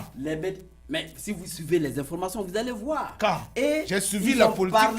Ils ont parlé de la commission indépendante. Comment? Je te pose a la tous question. les membres, écoutez-moi, qui a tous les membres de M. Ouattara là-dedans. L'opposition s'est plaint. L'opposition continue toujours de se plaindre parce que les médias lui sont restructurés. L'opposition s'est toujours plainte. Je Alors, vous dis voulais un que, peu corriger la- ce que non, vous êtes je en vous train de dis que dire, les monsieur oppositions, Kenao. l'opposition ivoirienne a eu la même attitude que toutes les oppositions en Afrique, que ce soit l'opposition guinéenne, l'opposition togolaise, malienne, whatever. Toutes les oppositions africaines sont les mêmes. Elles ont leurs membres dedans, dans la commission électorale indépendante. Qu'est-ce qui se passe, monsieur le journaliste? Et ça, c'est ce que l'opposition ne vous dit pas. Quand leurs membres vont au sein de ces commissions électorales, qu'est-ce qui se passe? Le pouvoir en place les achète, les corrompt. Maintenant, quand ils sont corrompus, l'opposition se rend compte que les décisions que leurs membres devraient voter en leur faveur, votent en faveur du gouvernement. Et c'est là qu'on commence par crier que ce n'est pas équitable. Au Togo, nous l'avons vu. On les nomme, c'est l'opposition qui choisit ses membres. Mais quand ils vont, et quand les enveloppes plus grosses que les enveloppes de l'opposition tombent, on change de veste. Nous voyons les juges de la Cour constitutionnelle aux États-Unis ici, ça se passe aussi. D'accord, je crois que nous allons Voilà. avancer. mais Donc je ça veut voulais- dire quoi? Ça veut dire que l'opposition ivoirienne, si elle voulait boycotter ces élections et montrer sa bonne foi, devrait le faire un peu plus tôt. Écoutez, vous parlez d'Afi N'Guessan. Afi N'Guessan C'est n'est ce que pas je disais. un petit. Il n'est pas de la dernière pluie. Afi N'Guessan est sorti. Il est de quel parti? Du Front populaire ivoirien. Et même si le Front populaire ivoirien lui dit qu'il ira aux élections, cette coalition, s'il n'y a pas le Front populaire ivoirien, il n'y a pas de parti politique. Voilà, c'est ce que je dis. Alors si le responsable, le secrétaire général du parti le plus populaire de la Côte d'Ivoire dit que lui, il ira aux élections, mais qu'est-ce que vous dites? D'accord. Je crois que Jean-Pierre est en ligne avant de le prendre, mais je voulais signaler ici que l'opposition ivoirienne s'est beaucoup plaint du fait qu'elle n'a pas accès aux médias. Elle s'est plaint aussi de la composition de la CEI et elle continue encore de se plaindre. Suivez bien les informations, suivez bien. C'est Tout ce que je dernièrement, dis. tout Si seulement, l'opposition se l'opposition plaint, ne s'est pas plainte. Si l'opposition veut aller aux élections équitables, s'ils se plaignent pour une chose, s'ils n'ont pas obtenu gain de cause, n'avancez plus. Pourquoi, si vous N'avançons dites que, plus. monsieur C'est le ce qui journaliste, s'est passé au Togo. si vous nous dites que l'opposition s'est plainte dès le début, je vous dis non. Parce qu'elle a accepté. Mais quand la commission a commencé par travailler, c'est en ce temps qu'elle s'est rendue compte de certaines anomalies. Je reviens un tout petit peu sur les 100 millions. Encore une fois, monsieur le journaliste, les pouvoirs en Afrique ont compris que les oppositions en Afrique ont faim. Que ces oppositions ont besoin de l'argent pour payer leurs bills, leurs factures, pour payer leurs employés. Et qu'est-ce que monsieur le président ivoirien a fait? Il a vite compris. Les 100 millions ne font même pas partie du code électoral. Ce n'est pas le financement prévu pour les campagnes dans le code électoral ivoirien. Vous avez bien dit combien? 800 millions. De 800 millions, nous allons à 100 millions. Quelle est la différence? 700 millions de différence. Ça veut dire que c'est la générosité du président de la République. Ce n'est même pas Et puis, la contribution pour les campagnes électorales. C'est la générosité du président de la République. Alors dites-moi, il fait ça, vous croyez qu'il est fou? C'est parce qu'il a trop d'argent. Il a un but. C'est d'amener certains à comprendre que si nous nous alignons avec ce président, nous allons avoir au moins des perdièmes. D'accord. D'accord. Allez-y, parce que Jean-Pierre est en train de se patienter au les téléphone. oppositions en Afrique, je pense qu'il faillit à leur devoir. Parce que si Ouattara est élu, dès que le président prend fonction, vous devez réclamer ce que vous voulez. Avant même. Je vous donne l'exemple du Togo. Un candidat de l'élection présidentielle passée, quand est-ce que l'élection a eu lieu? C'était en 2015. Il était en passage dans ce pays. Il était à Minnesota. En janvier 2012, je lui avais posé une question sur la constitution ce qu'il réclamait tout dernièrement avant les élections. Parce que les réformes électorales, je lui avais posé une question. Parce que aux élections législatives, l'UST était soudé en 2011 ou bien 2011. Mais l'UFC et RPT Uni avaient les mêmes voix. D'accord. Même vous imaginez que le RPT avait plus de députés. Maintenant, j'ai demandé à ce candidat, à l'instar de M. Goguet, quand est-ce qu'ils vont lutter pour avoir les réformes avant les élections de 2015? Je lui avais posé la question en 2012. Janvier 2012. Je crois que Il m'a dit que... ici où il s'est entretenu avec tout le monde. Oui, J'étais oui, là oui. en train de- Je de lui faire avais la posé vidéo. la question. Voilà, j'ai suivi. Allez-y. Sur les réformes constitutionnelles. Il m'a dit qu'ils vont le faire. Mais ils n'ont rien fait jusqu'en 2015. Qu'ils réclamaient maintenant en 2015 les réformes constitutionnelles. Je crois C'est que- quand le président les a dribblés. Les oppositions, si tu dis tu es opposant, Il faut être commence réaliste. ton travail dès que le président a pris fonction. Même commence ton travail. Tu ne dois pas attendre à 2 mois de l'élection présidentielle pour réclamer les révisions constitutionnelles concernant les élections. D'accord, je crois qu'on va compter Jean-Pierre en ligne. Si nos téléspectateurs nous suivent, Monsieur Mamadou Koulibaly, qui devait être aujourd'hui sur ce plateau, n'a pas eu le temps de nous prendre en marche. Nous l'avons appelé. Il devait éclaircir l'opinion internationale sur leur demande depuis le début même de la mise en place de ces élections, où l'inéligibilité de M. Ouattara a été posée sur la table, où les médias étaient enchaînés et ils continuent toujours. C'est ce que je voulais apporter comme éclaircissement. Monsieur Jean-Pierre, est-ce que vous êtes en ligne? Ouais. D'accord. Alors, au vu de ce que vient de dire M. Kenao et M. Kwamevu, qu'est-ce que vous leur dites? Non, écoutez, ce qui est vrai, c'est que je me rappelle encore dans l'une de vos émissions où on avait eu, je crois, un invité ivoirien. J'avais reproché justement la préparation de l'opposition. Je crois que l'opposition ivoirienne a pris trop de retard. Voilà. Et elle est en train de payer son retard. Ah oui, à coup sûr, Dramane Ouattara sera président. C'est sûr, mais il n'est pas encore tard, vraiment tard, si elle pouvait arriver à soulever le peuple. Vous savez, le problème de la CENI... Jean-Pierre, ce c'est serait toujours impossible. la Si l'opposition commission fait sortir électorale. le peuple, Ouattara va les tuer. Ils ne vont pas Comment? obtenir gain de cause à l'heure où nous sommes. Ouattara est déjà président pour les 5 années à venir. Si on a des conseils à donner aux Ivoiriens de commencer la lutte dès à présent, ne même pas penser aux élections qui vont venir, qu'ils vont gagner. Ouattara est déjà... Moi, je le dis, je dis ce que les gens pensent bas, ou bien ce que les gens ne veulent pas dire. D'accord, je crois qu'on va poursuivre. Si vous n'avez plus rien à dire sur le cas de la Côte d'Ivoire, il y a un Ok. dernier point important. J'ai beaucoup à dire sur Monsieur Jean-Pierre, si vous vous rappelez, je vous ai dit dans notre émission, qui dit mieux, que j'avais orienté, je jouais le rôle de Monsieur le Président Ouattara, que j'avais orienté l'opposition ivoirienne vers un autre côté, l'éligibilité des candidats. C'est ce que les Ivoiriens Donc, peuvent en discuter à ce moment-là. ils ont pris tout leur temps Pour discuter sur l'éligibilité du président. Alors que nous, on voyait déjà les élections. Vous voyez?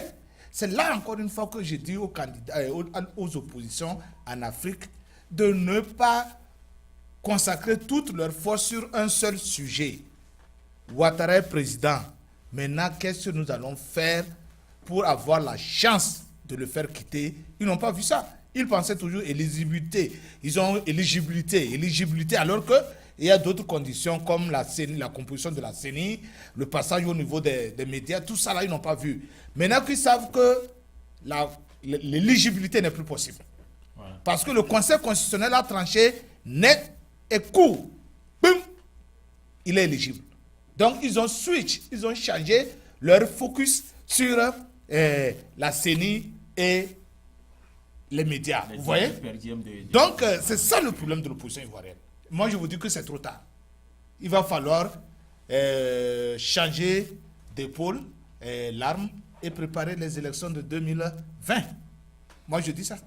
D'accord. Et puis, je vais dire une chose à Serge. Je sais que dans 5 ans, le problème va se poser encore. Si vous voyez aujourd'hui le parti de Ouattara et le parti de Bédié et autres consorts qui ont formé une coalition, je vous dis, en 2020, Guillaume Soro va laisser le parti de Ouattara pour aller aux élections. Vous allez voir.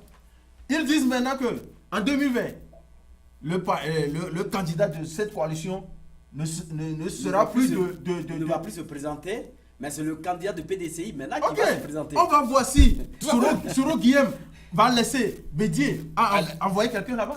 Je vous dis ça aujourd'hui. En 5 ans, vous allez me dire. D'accord. Si vous êtes en ligne, si vous regardez ce débat, vous pouvez appeler à ce numéro qui est sur cet écran. Comme je vous l'avais dit, les chers panélistes qui sont aujourd'hui là, ce sont des analystes politiques très déterminés qui disent ce que vous passez plus bas. Voilà. Alors, chers Ivoiriens, vous avez écouté, chers Burkinabés, vous avez écouté. Nous allons poursuivre sur le dernier cas, le cas du Congo-Brazzaville, où M. Sassou Nguesso, qui a été dans un premier temps averti, dit que le peuple l'amène à faire le référendum. Le peuple lui réclame encore un troisième mandat. Alors il veut faire le référendum. Vous êtes là en tant que tel, en tant que panéliste, vous pouvez nous appeler. Mais dans un premier temps, je vais commencer avec mon frère Kenao. Avant de pouvoir donner la parole à Jean-Pierre. Alors Kenao, vous avez la parole. Vous dites qu'il veut que le peuple lui demande de faire... Ça fait un peu rire. Le peuple lui demande la de faire... La constitution a duré, donc il faut la changer pour faire encore un bon développement. Ça fait combien de temps qu'il est au pouvoir, hein? Vous voyez, des fois ça fait rire un peu. Hein?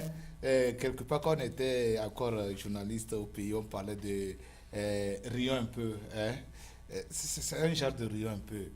Mais ce monsieur est au pouvoir au moins 30 ans. Ce qu'il n'a pas pu réaliser. En 30 ans. En 30 ans. Ce n'est pas en 3 ans ou en 5 ans qu'il va le réaliser. S'il vous plaît. C'est là encore une fois que je dis aux gens que c'est un bon CEO, c'est un bon PDG. C'est un très bon PDG. Il fait rentrer des dividendes.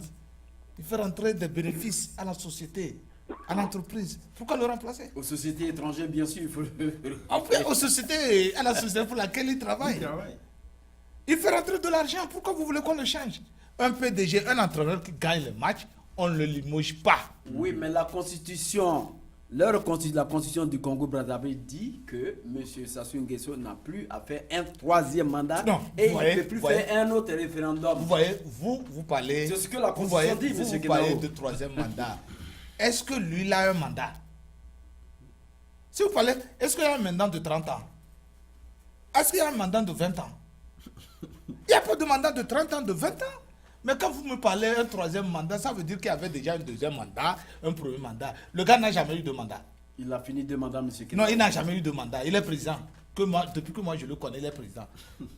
Bon, ce que je vais vous demander, la Constitution, elle n'est pas tombée du ciel.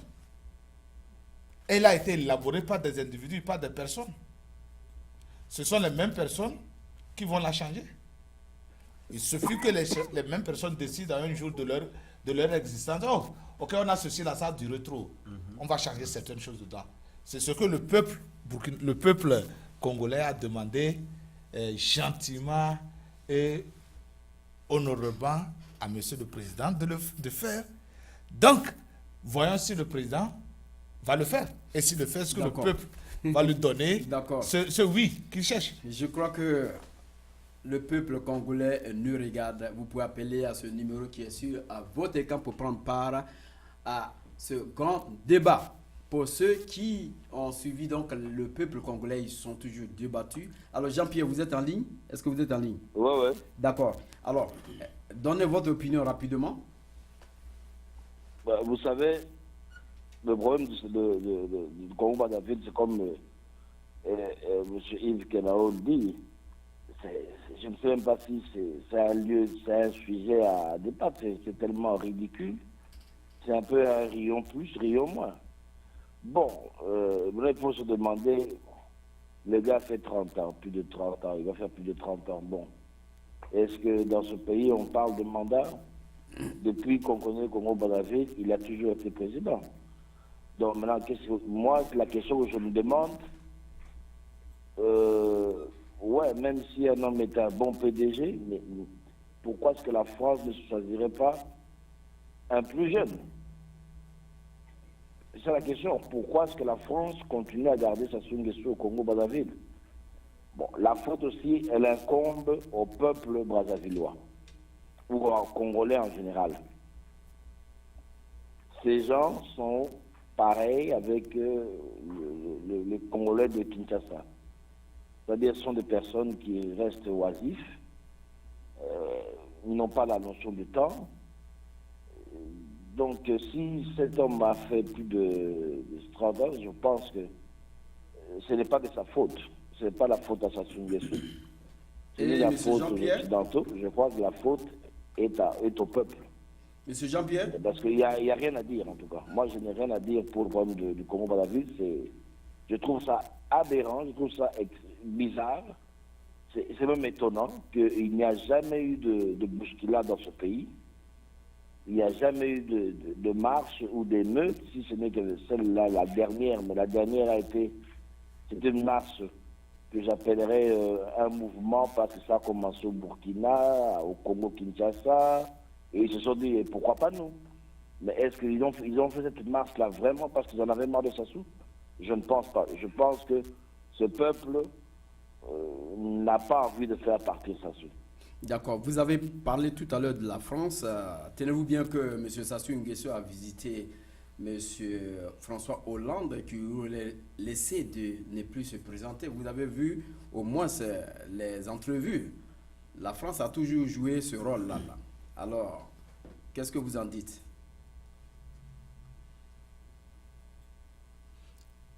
Jean-Pierre, est-ce que vous êtes en ligne?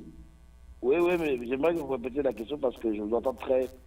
Monsieur Sassou Nguesso a visité la France. Il a rendu visite à Monsieur François Hollande qui lui aurait intimidé l'ordre de ne plus se présenter.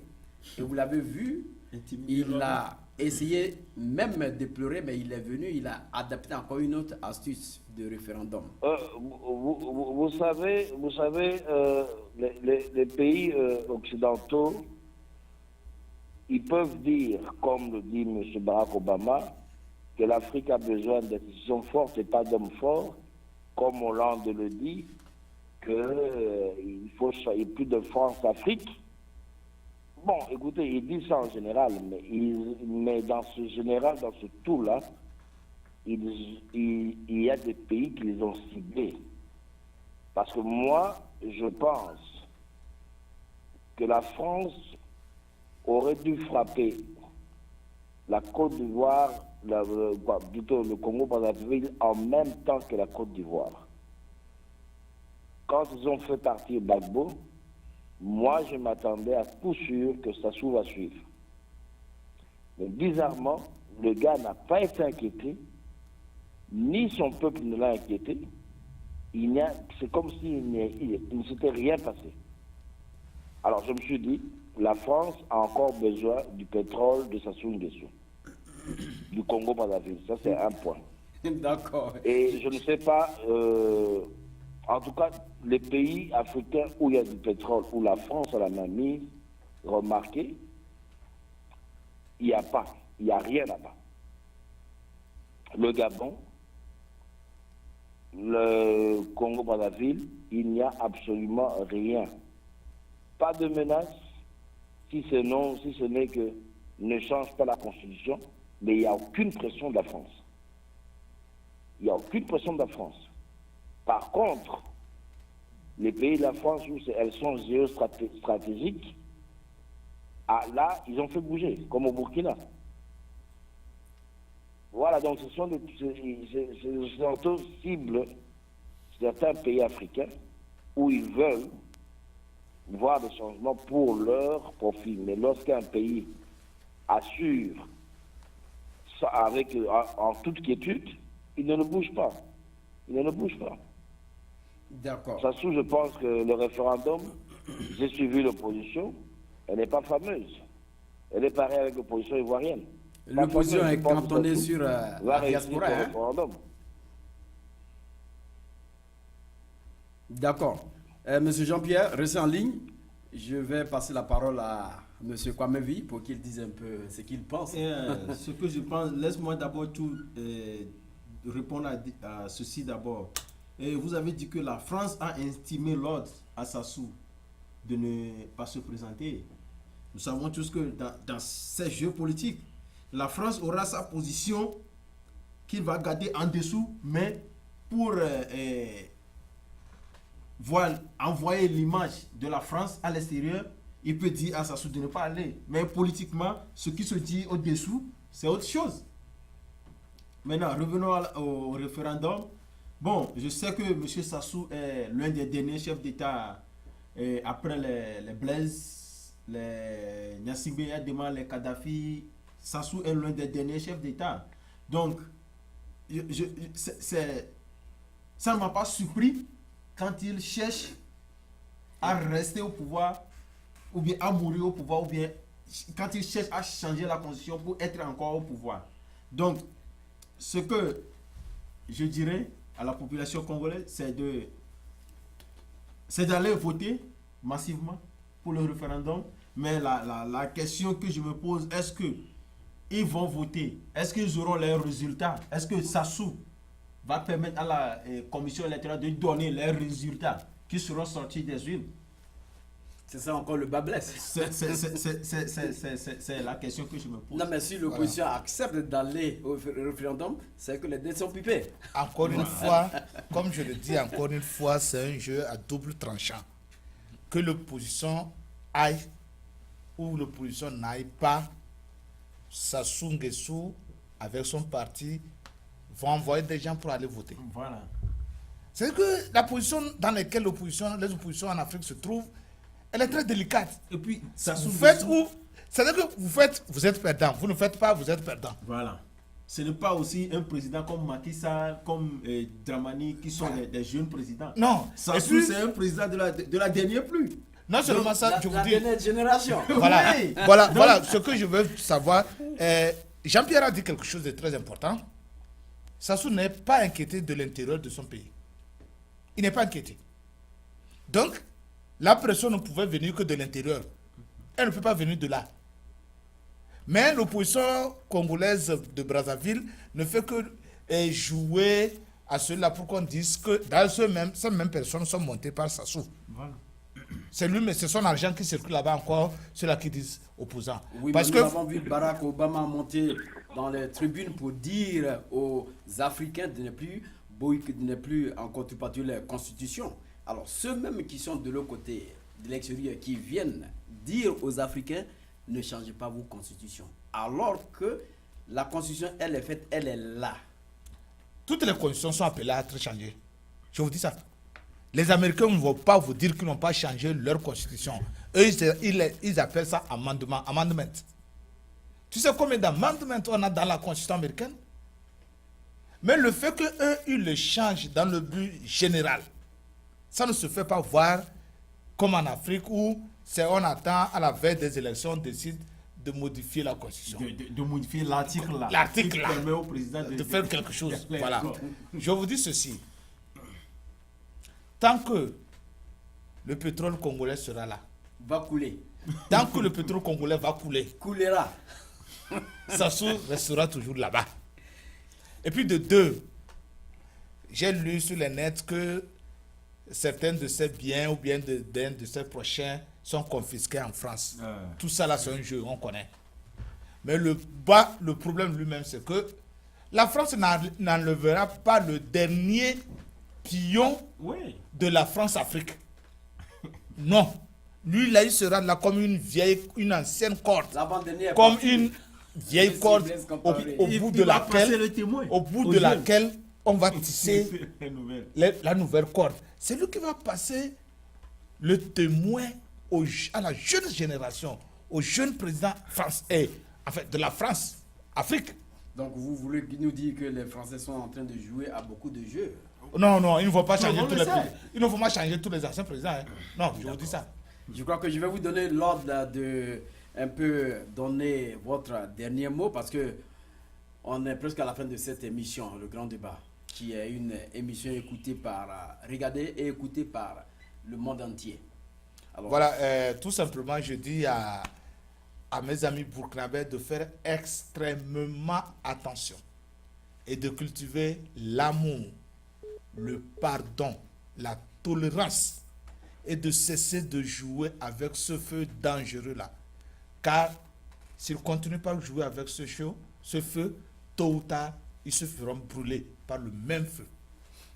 Monsieur Kwamevi, Bon, je vais dans la même direction que Yves Kenao. J'invite les Burkinabés, surtout la transition, les responsables de la transition, à cultiver le pardon, l'amour, d'emboîter le pas à Martin Luther King et Nelson Mandela. Et quant à la Côte d'Ivoire, qui vient de rappeler son ambassadeur, c'est plutôt le Sénégal qui, s'il rappelle son ambassadeur du Faso maintenant, on peut comprendre que Michel Kafando, qui a critiqué ouvertement Macky Sall, qui demande d'ailleurs des excuses de Kafando, si c'est le Sénégal qui rappelle son ambassadeur maintenant, on peut le comprendre. Mais la Côte d'Ivoire, qui n'a même pas, qui abrite Blaise Compaoré, que la transition accuse d'être derrière le coup, qui n'a pas condamné le putsch. Jusqu'à aujourd'hui, je viens d'apprendre qu'ils ont condamné le putsch et en même temps retiré leur ambassadeur. C'est pour venir faire les élections ou bien quoi? je crois que les gens ont entendu. Donc, au Burkinabé, de prôner la paix, la tolérance, l'amnistie et le pardon. Monsieur Sassou Nguesso. Et je rappelle vivement à l'opposition ivoirienne de penser déjà que Ouattara est leur président pour 5 ans. Maintenant, de commencer une autre lutte sous une autre forme. Et aussi à la coalition de Ouattara, aux membres de Bédié, de penser à leur avenir politique. Si ils sont sûrs que les membres de RDR ou bien d'Alassane Ouattara, le truc là que je connais bien, et CNC, le président de l'Assemblée, Monsieur Soro Guillaume. Monsieur Soro Guillaume, que je connais bien, qui a soif de pouvoir, est-ce qu'il va les laisser aller au pouvoir, qu'il va les soutenir? C'est une grande interrogation que Bédié et ses amis vont réfléchir sur. D'accord. Merci donc, Kwamevi. Alors, Jean-Pierre, est-ce que vous êtes en ligne? D'accord, Jean-Pierre est déjà parti. Je voulais quand même remercier tous ceux qui nous ont suivis. Vous avez été très nombreux de suivre le Grand Débat, votre émission à la même heure, qui vous donne beaucoup d'informations sur le continent africain.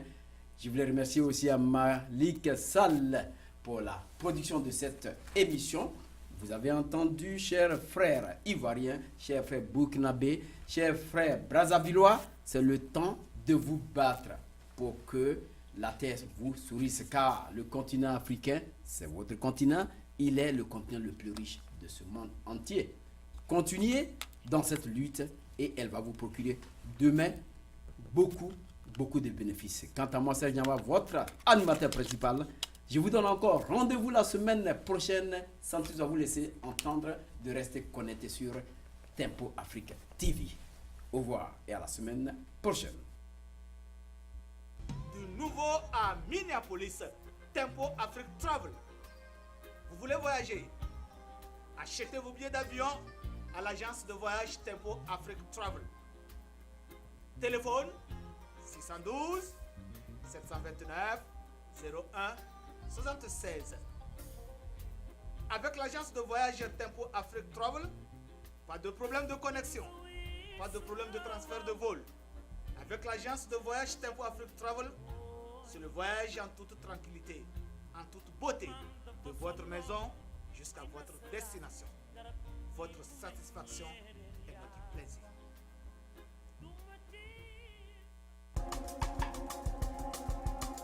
Nous voulons la paix. Voilà. On parle des droits de l'homme, des droits de l'homme. Oui. Quand il n'y a pas de paix, il n'y a pas de droits de l'homme. Soyons sérieux. Yeah! Et je voudrais ici interpeller la France, les États-Unis, la Russie, la Chine, l'Angleterre. Ils sont les 5 membres permanents du Conseil de sécurité des Nations Unies. C'est eux qui doivent amener la paix. Mais malheureusement, ce sont les 5 qui sont les plus grands marchands d'armes sur la terre. Mon frère Sarkozy, tu dis que l'Afrique n'est pas entrée dans l'histoire. Et je voudrais te donner une chance unique pour entrer dans l'histoire pour l'éternité. L'abolition de la guerre sur la terre. Yeah! Abolir la guerre sur la terre.